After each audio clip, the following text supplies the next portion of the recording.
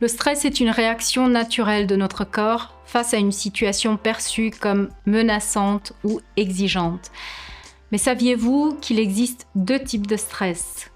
Le premier, la détresse. C'est le stress négatif, celui qui nous épuise, nous inquiète et peut nuire à notre santé s'il devient chronique. On parle aussi de stress. C'est le stress positif, celui qui nous motive, nous stimule et nous aide à relever des défis.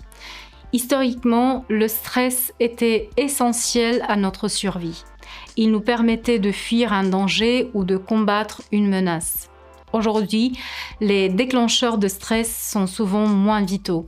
Pression au travail, responsabilité familiale, problèmes relationnels. Mais notre corps réagit de la même manière, ce qui peut avoir des conséquences sur notre santé. Lorsque nous sommes stressés, notre cerveau déclenche une cascade de réactions physiologiques. D'abord, le cortex préfrontal, responsable de la prise de décision, alerte l'hypothalamus.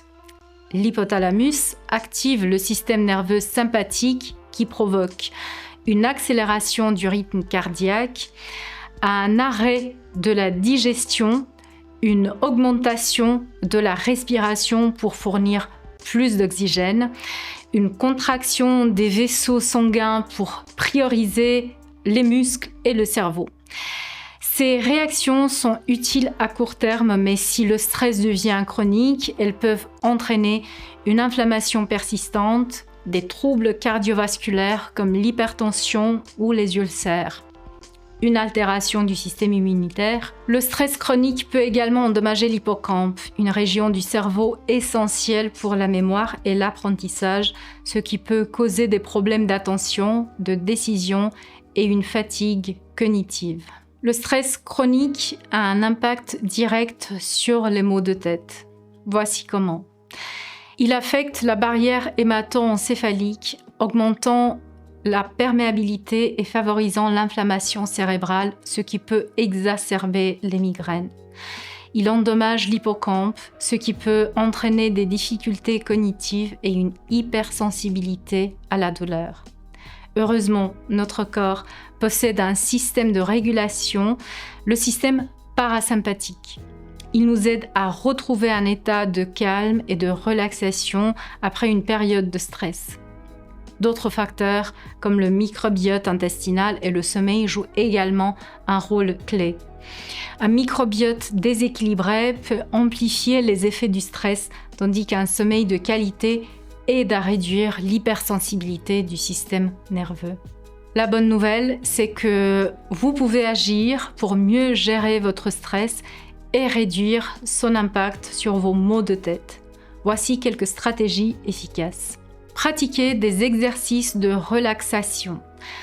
La respiration profonde, la méditation ou le yoga peuvent vous aider à activer votre système parasympathique et à retrouver un état de calme. Améliorez votre sommeil.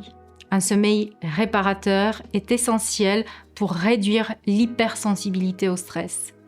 Essayez de maintenir un horaire de sommeil régulier et créer un environnement propice au repos. Prenez soin de votre microbiote intestinal.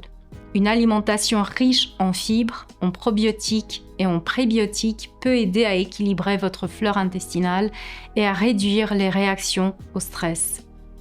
Faites de l'exercice régulièrement.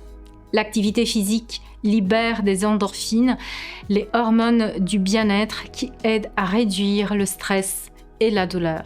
Changez votre perception du stress. Essayez de voir le stress comme un défi à relever plutôt que comme une menace.